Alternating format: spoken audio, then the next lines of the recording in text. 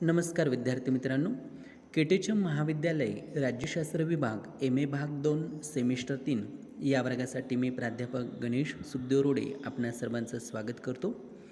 विद्यार्थी मित्रांनो, modern political thought या विषयाच्या अंतर्गत पंडित जवाहरलाल नेहरू या आधुनिक विचारवंतांविषयी आपण चर्चा करत आहोत आणि मागील भागामध्ये आपण पंडित जवाहरलाल नेहरू यांचे राष्ट्रवाद विषयक विचार या संदर्भात आपण माहिती घेतली.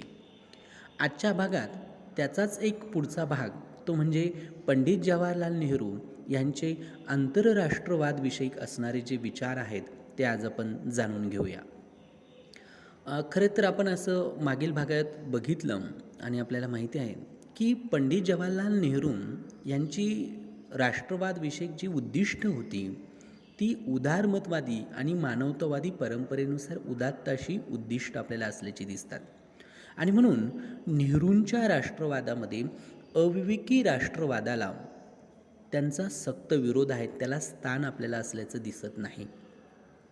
भारत देश, भारतीय लोक, भारतीय परंपरा इत्यादींबद्दल त्यांना पंडित नेहरूंना अभिमान असला तरी आम्ही जगातील सर्वश्रेष्ठ लोक आहोत ही भावना त्यांनी कधीच पुरस्कारलेली नव्हती.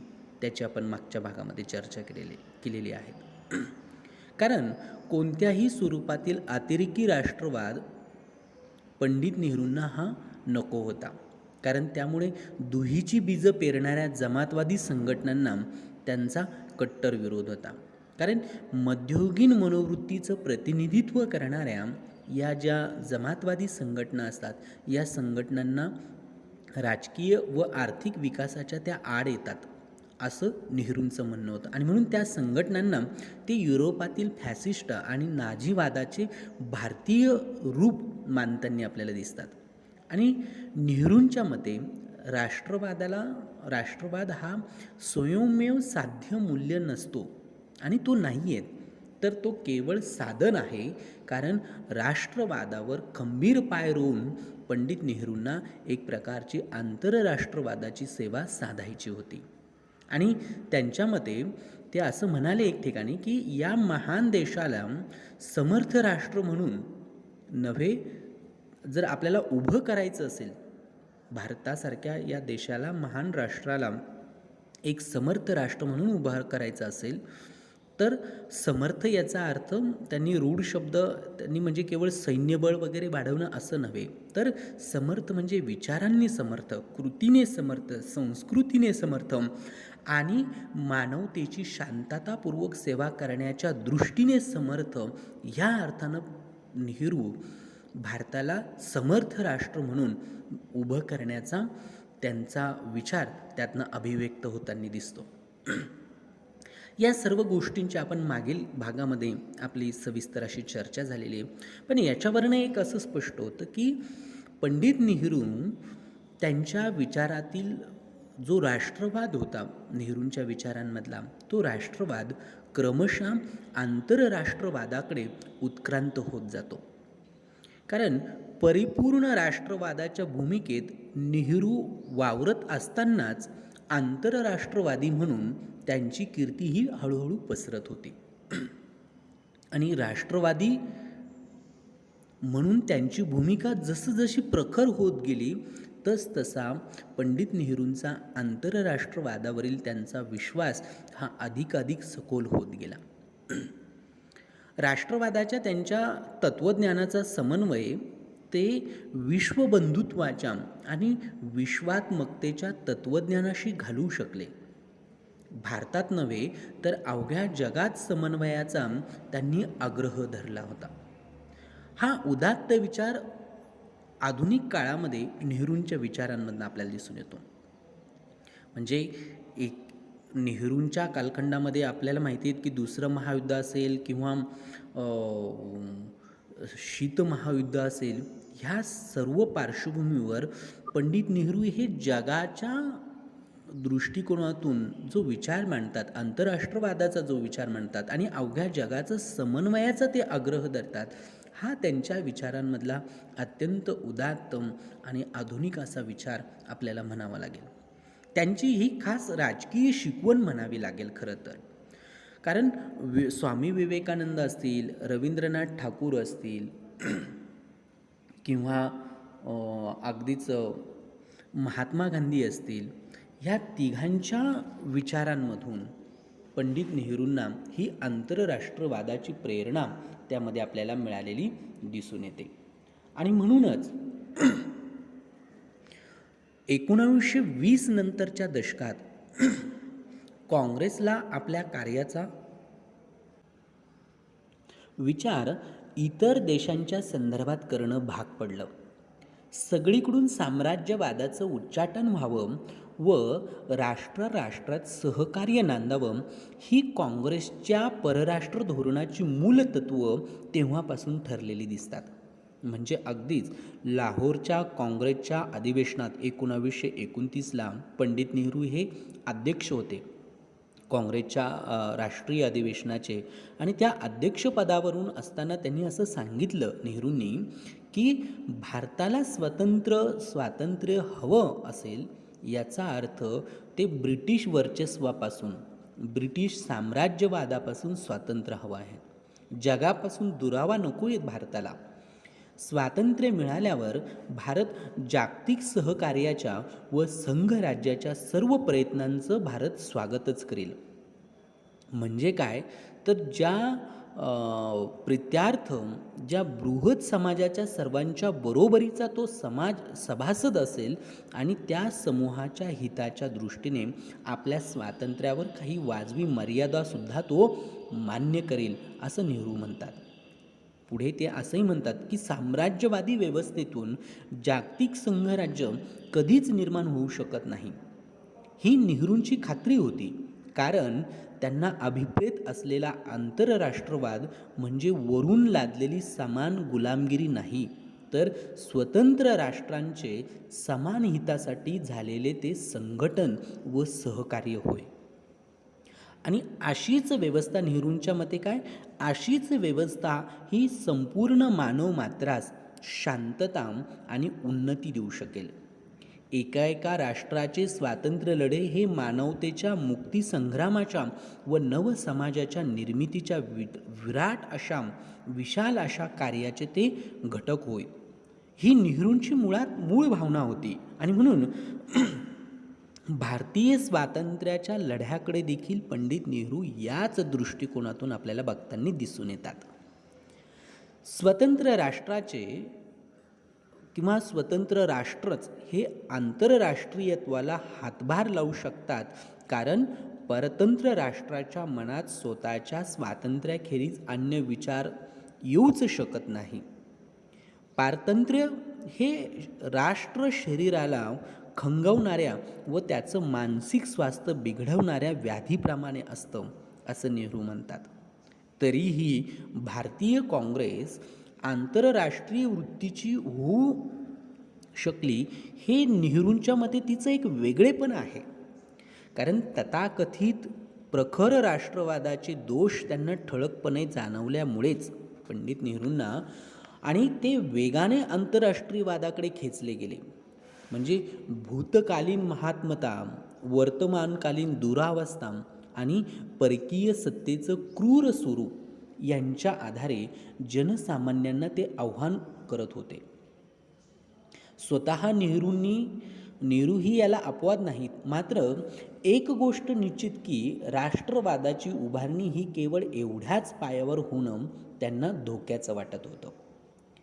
त्याच गोष्टी नेहरूंच्या मते पुन्हा उजळणी होऊ नये आणि तसं झाल्यास इतर महत्त्वाच्या प्रश्नांकडे आपलं दुर्लक्ष होईल असं त्यांचं मत होतं. भारतीय प्रश्नांची त्यांना कल्पना होती, पण त्यांचा विचार करीत असताना जगाकडे आपण दुर्लक्ष होऊ देऊ नयेत असं पंडित नेहरूंचं म्हणणं होतं. त्याचबरोबर आधुनिक सभ्यता ही कोणत्याच एका राष्ट्राची निर्मिती किंवा मिरजदारी नाही, सर्वांचा त्याच्यात वाटा आहे. जगाच्या इतिहासाने त्यांना आंतरराष्ट्रीयवादाला पर्याय नसल्याची शिकवण दिलेली आहे. संपूर्ण जग हे एक अविभाज्य व परस्परावलंबी घटकांचं मिळून झालेलं आहे आणि हे त्याचं अस्तित्व आहेत. ह्यामुळे कोणत्याच राष्ट्राला एकाकी राहणं यापुढे शक्य नाही, अशी खात्री नेहरूंची होती. पंडित नेहरूंना आंतरराष्ट्रवादाच्या संदर्भात आणि जागतिक संघराज्याच्या आणि विश्वात्मक वृत्तीच्या आड येणाऱ्या अडथळ्यांची त्यांना जाणीव होती, त्यांना कल्पना होती. आणि त्यांच्या मते, पंडित नेहरूंच्या मते, वंशवादी जी फुटीर शक्ती आहेत, ही फुटीर शक्ती, त्याचबरोबर राष्ट्रांमध्ये असणारा सुसंवादाचा अभाव, कारण नेहरू असं म्हणतात की ही वंशवादी फुटीर शक्ती या आधुनिक वैज्ञानिक प्रगतीलाही आज पुरून उरत आहे. मानव मात्रात व राष्ट्रात सुसंवाद घडून आणणाऱ्या क्षमतेची अजूनही या प्रगतीच्या ठायी उणीव आहेत, हे त्यांनी ओळखलं होतं. आणि ह्या आंतरराष्ट्रीयवादाच्या, जागतिक संघराज्याच्या, विश्वात्मक वृत्तीच्या आड येणाऱ्या हे अडथळे आहेत, हे समस्या आहेत, हे नेहरूंना याची जाणीव झालेली होती. आणि ते असंही म्हणतात की याची क्षमता वाढवण्याच्या दृष्टीने कसून प्रयत्न पंडित नेहरूंनी त्यांच्या स्वातंत्र्योत्तर काळामध्ये, त्यांच्या पंतप्रधानाच्या कार्यकाळात त्यांनी केलेले आपल्याला दिसून येते. कूपमंडूक राष्ट्रवादाने ह्या देशाला द्विधा व्हावं लागलेलं आहे. ह्या कटू अनुभवाची पुनरावृत्ती होऊ नये म्हणून व्यापक राष्ट्रवादावर आधारलेल्या धर्मनिरपेक्ष राज्यावर पंडित नेहरूंनी विशेष भर दिलेला दिसून येतो. भारतीय राष्ट्रवादाला त्यांनी प्रयत्नपूर्वक विश्वात्मकतेकडे वळण्याचा प्रयत्न केला होता. राष्ट्राला आपल्या इतिहासाच्या विशिष्ट टप्प्यावर राष्ट्रवादाची नितांत आवश्यकता असते.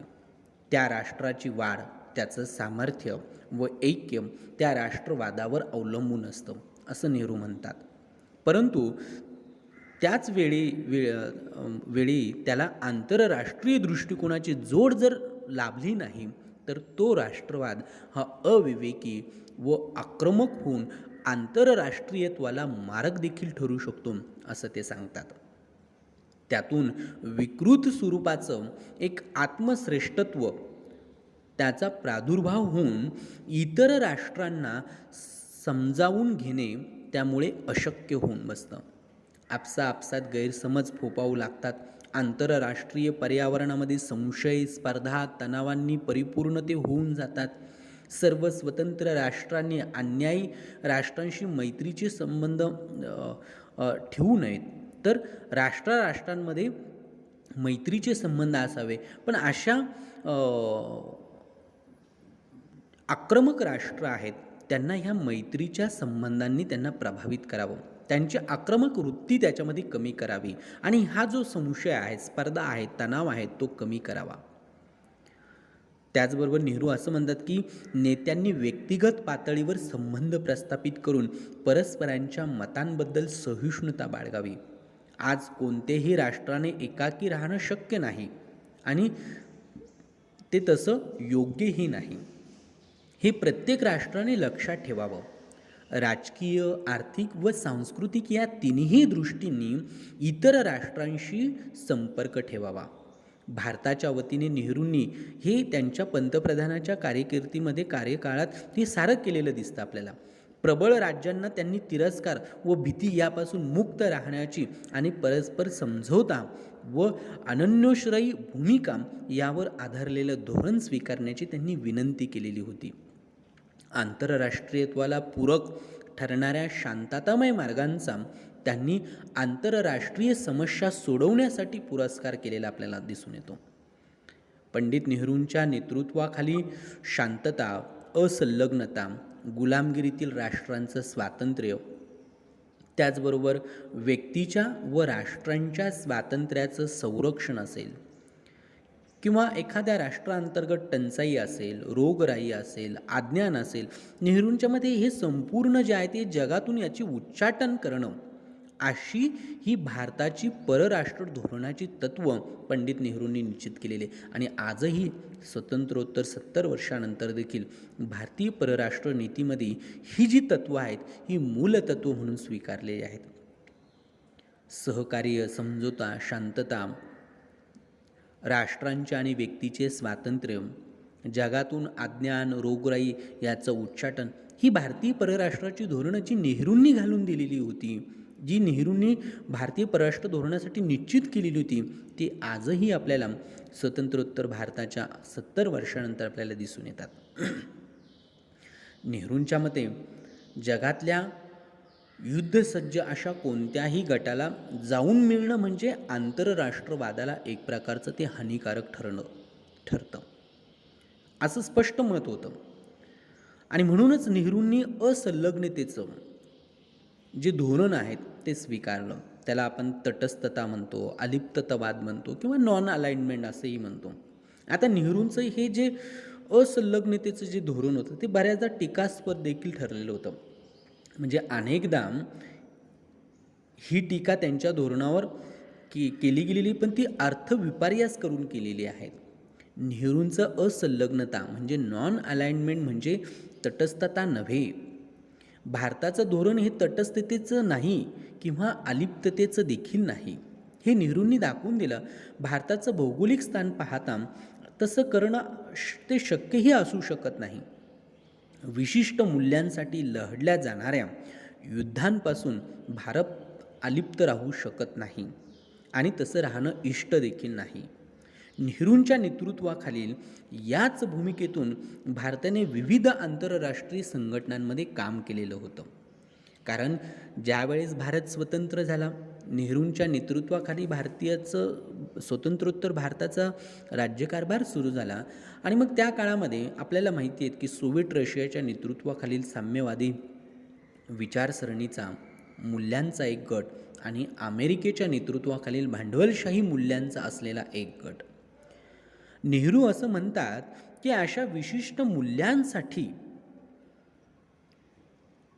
एकमेकाला युद्धसज्जतेचे पर्याय देणं हे चुकीचं आहे. आणि अशा गोष्टींपासून ते काय म्हणतात की अलिप्त. म्हणून स्वतंत्रोत्तर भारत बघा की नाही सोव्हिएट रशियाच्या गोटात गेला, नाही अमेरिकेच्या गोटात गेला. पण याचा अर्थ भारताचं तटस्थतेचं धोरण म्हणजे अलिप्ततेचं धोरण हे पूर्ण तटस्थता नव्हे, ते विधायक स्वरूपातून आहे. म्हणजे त्यात सक्रिय असा हस्तक्षेप आहेत, पण कोणत्या जागतिक शांतता, सहकार्य आणि मैत्रीपूर्ण संबंध यासाठी नेहरूंच्या मते हा हस्तक्षेप असला पाहिजेत. विशिष्ट मूल्याला धरून इतर राष्ट्रांशी शत्रुत्व किंवा वैर घेण्यामध्ये नेहरूंनी ही तटस्थता किंवा ही असंलग्नता स्वीकारलेली दिसते. आणि भारतीय परराष्ट्राचं आणि म्हणूनच तर भारत हा या अलिप्ततावादी राष्ट्रांचं नेतृत्व करू शकला. म्हणजे इजिप्त असेल, युगोस्लाविया असेल, भारत असेल, ह्या राष्ट्रांनी हे नेतृत्व केलेलं आपल्याला दिसून येतं. कारण ही तिसऱ्या जगातील राष्ट्र होती, ही मागास होती, अविकसित होती, विकसनशील होती. आणि यांना कोणत्याही एका गटात जाऊन पुन्हा, कारण शेकडो वर्ष यांनी पारतंत्र्यात घातली आणि पुन्हा कोणाच्या तरी राष्ट्राच्या गटात जाऊन पुन्हा त्याचं वर्चस्व लादून घेणं ह्या राष्ट्रांना शक्य नव्हतं. म्हणून या राष्ट्रांचे जे सामाजिक, सांस्कृतिक, आर्थिक, राजकीय विकास त्या दृष्टीने त्यांना महत्त्वाचा होता. आणि म्हणून नेहरूंच्या नेतृत्वाखाली जागतिक स्तरावर ही नॉन अलाइनमेंटची एक मूव्हमेंट, एक संघटना सुरू झालेली आहे. आणि मग आवश्यक तिथे जिथे चुकतं, मग तो कोणताही शक्तिशाली गट असो, जिथे चुकतं त्यांच्या विरोधी भूमिका ह्या संघटनेनं नेहरूंनी घेतलेली आपल्याला दिसून येते. याचं उत्तम उदाहरण म्हणजे कांगो असेल, सायप्रस असेल, व्हिएतनाम असेल. या ठिकाणी विधायक स्वरूपाचं कार्य नेहरूंच्या नेतृत्वाखाली भारताने आपल्याला केलेलं दिसून येतं. तेव्हा त्यांच्या धोरणाला तटस्थता किंवा अलिप्त म्हणणं असं चुकीचं ठरेल. त्यांचं धोरण हे असंलग्नतेचं होतं, पण कोणाशी भांडण नाही, सर्वांशी सहकार्य घ्यायचं. आम्हाला कोणावरच स्वामित्व नको आहेत, पण आमचं स्वातंत्र्य आम्ही प्राणपणाला लावून अबाधित राखू. कोणत्याही सत्ता गटाशी संलग्न न होता प्रत्येक प्रश्नाचा स्वतंत्र विचार करून जागतिक शांततेला पोषक असं वातावरण तयार करण्याचा प्रयत्न आम्ही करू. लष्करी गट आंतरराष्ट्रीयत्वाशी विसंगत असल्यामुळे त्यांच्यात सामील होणार नाही. अशी काही जी वैशिष्ट्ये होती ही नेहरूंच्या परराष्ट्र धोरणाशी आपल्याला तत्त्व वैशिष्ट्य सांगतात आणि हीच त्यांच्या या असंलग्नतेच्या धोरणाची वैशिष्ट्ये आपल्याला सांगता येतात. म्हणून त्यांची असंलग्नता म्हणजे तटस्थता किंवा अलिप्तता, पूर्णता अलिप्तता असा त्याचा अर्थ घेणं उचित ठरणार नाही. आणि म्हणून नेहरूंच्या मते काही राष्ट्रांचे एखाद्या राष्ट्राने नेतृत्व करणं हे त्यांना मान्य नव्हतं. शेजारी राष्ट्रांची जबाबदारी घेणं, त्यांना सहाय्य करणं हे मात्र त्यांना मान्य होतं. पण त्यांचं नेतृत्व करणं हे त्यांना आंतरराष्ट्रवादाच्या तत्वाशी विसंगत वाटतं. देशाने आपले परराष्ट्र धोरण इतर कुणाचाच विचार न करता करण्याचे दिवस त्यांच्या मते इतिहास जमा झालेले होते. आज जगात कुठेही युद्ध झाल्यास त्याचे बरे वाईट परिणाम संपूर्ण जगावर झाल्या वाचून राहणार नसल्यामुळे युद्धाचा विचार हा संपूर्ण जगाच्या संदर्भात करणे अटळ झालेलं आहे. नेहरूंच्या मते शांततेबाबतही तसंच म्हणता येईल. ही गोष्ट नेहरूंनी सांगितलेली आपल्याला दिसून येते. एकूणच त्यांच्या मते आंतरराष्ट्रीय सहजीवनाच्या दृष्टीने भूतकालीन कटू स्मृती, युद्धाच्या व संघर्षाच्या स्मृती या घोळवत न बसता परस्पर सहकार्याचे नवे पर्व कष्टपूर्वक सुरू केले पाहिजेत. विचारसरणीचा वृथा दुराग्रह न धरता व त्यांना आंतरराष्ट्रीय आदानप्रदानातील अडसर होऊ न देता राष्ट्रांनी परस्परांच्या कामकाजात अतिरेकी हस्तक्षेप टाळावा. आंतरराष्ट्रीय वर्तनाला मार्गदर्शक ठरेल अशी 5 तत्त्व पंडित नेहरूंनी भारत आणि चीनमध्ये जो करार झाला होता त्या करारामध्ये ती स्वीकारली आणि नेहरूंनी ही सुचवलेली जी तत्त्व आहेत, पंचशील तत्त्व या नावाने ती ओळखली जातात. ती 5 तत्त्व म्हणजे काय होती तर परस्परांच्या भौगोलिक ऐक्याबद्दल व सार्वभौमत्वाबद्दल सन्मान राखणं हे त्यातलं महत्त्वपूर्ण तत्त्व होतं. अनाक्रमण, इतर कोणत्याही राष्ट्रांवर आक्रमण न करणं हे त्याचं दुसरं तत्त्व होतं. परस्परांच्या राज्यकारभाराच्या अंतर्गत हस्तक्षेप न करणं हे त्याचं तिसरं महत्त्वपूर्ण तत्त्व होतं. समानता व अनन्योपकारत्व हे त्याचं चौथं तत्त्व आणि शांततामय सहजीवन हे त्याचं 5वं तत्त्व होतं. ह्या 5 तत्त्वांना त्याला पंचशील तत्त्व म्हणून ओळखले जातात. बर्मा असेल, युगोस्लाविया, सोव्हिएट देश आणि पाठोपाठ अनेक राष्ट्रांनी नेहरूंच्या या पंचशील तत्त्वांना मान्यता दिली आणि पुढे बांडूक परिषदेमध्ये, अलिप्त राष्ट्रांच्या बांडूक परिषदेमध्ये जागतिक शांतता व सहकार्याच्या जाहीरनाम्यात ही त्यामध्ये समाविष्ट करण्यात आली. जगावरील भीतीची आणि अविश्वासाची सावटं ही तत्त्व अंमलात आल्यास कुठे निघून जातील असा नेहरूंचा विश्वास होता. जग भयमुक्त होईल आणि शांतता नांदेल हा विश्वास नेहरूंना होता आणि म्हणूनच आंतरराष्ट्रवादातून अंतिमता नेहरूंच्या मते जगाचं एक संघराज्य निर्माण होईल अशी नेहरूंची खात्री होती. जागतिक शासन यायलाच हवं आणि ते येईलच, कारण नेहरूंच्या मते त्याखेरीज जगाच्या व्याधींवर, जगाच्या समस्यांवर दुसरा इलाज नाही, दुसरा उपाय नाही. त्यासाठी यंत्रणा उभी करणं मुळीच अवघड नाही नेहरूंच्या मते, कारण संघराज्य तत्वाचेच हे बृहदीकरण किंवा त्याचं विस्तृत असं रूप असेल. पुढे नेहरू त्यांच्या एका व्याख्यानामध्ये ते असं म्हणतात, तर ते नमूद आहेत. नेहरू असं म्हणतात की वर्तमान भयगंडाच्या व्याप्तीकडे पाहून नेहरू हे अत्यंत अस्वस्थ होत असत. भवितव्याची, युद्धाची, शेजारी राष्ट्रांची अशा अनेक भीती मानवमात्राच्या डोक्यावर घिरट्या घालीत असून त्यातून सुटण्यावरच मानवतेचं भवितव्य अवलंबून आहे. नेहरूंच्या मते आंतरराष्ट्रीय सहजीवन, सौजन्य, सहकार्य, सहिष्णुता, सहानुकंप, सदिच्छा ह्याच मानवाला ह्या बाबतीत मदत करू शकतील. त्यातूनच त्या मानवाला उपकारक ठरतील. त्याखेरीज मानवाला दुसरा कोणताच तरुणोपाय नाही आहेत असं नेहरू त्याच्यामधनं आपल्याला सांगताना दिसून येतात. एकूणच आपण जर विचार केला तर पंडित नेहरूंचे म्हणजे राष्ट्रवादाकडून आंतरराष्ट्रवादाकडे गेलेले त्यांचे जे विचार होते ते अत्यंत आधुनिक स्वरूपाचे विचार होते. जगाला शांतता देणार होते, त्याचबरोबर जगामध्ये सहकार्य मैत्रीचे संबंध ठेवणारे होते आणि विशेष म्हणजे अशा व्यवस्थेत प्रत्येक राष्ट्राचं स्वातंत्र्य देखील अबाधित राखणारे त्यांचे हे विचार होते. म्हणजे 20व्या शतकामध्ये जगामध्ये जे युद्ध झालेले आहेत, जे गटतट निर्माण झालेले आहेत, त्यातून नेहरूंनी सुचवलेला हा जो जागतिक संघराज्याचा जो पर्याय आहे तो अत्यंत आधुनिक आणि मूलगामी स्वरूपाचं असं हे तत्त्व आहे, ज्यामुळे एक आंतरराष्ट्रीय वादळ आणि पुढे ह्या तत्त्वांचा जगभर प्रसार आपल्याला झालेला दिसून आजही भारताचं परराष्ट्र धोरण नेहरूंच्या या आंतरराष्ट्रवादासाठी त्यांनी मांडलेली जी तत्त्व होती त्या तत्त्वांवर आपल्याला अवलंबून असल्याचं दिसून येतं. विद्यार्थी मित्रांनो, पंडित नेहरूंचे राष्ट्रवाद व आंतरराष्ट्रवाद या संबंधीचे विचारांच्या संदर्भात आपण आत्तापर्यंत कालच्या आणि आजच्या भागात आपण चर्चा केलेली आहे. पुढील भागामध्ये आपण पंडित नेहरूंचे लोकशाही विषयक असणारे विचार, त्यांच्या लोकशाही समाजवाद विषयक असणारे विचार या संदर्भात आपण अधिक माहिती घेऊया. तोपर्यंत आपण थांबूया. सर्वांचे धन्यवाद.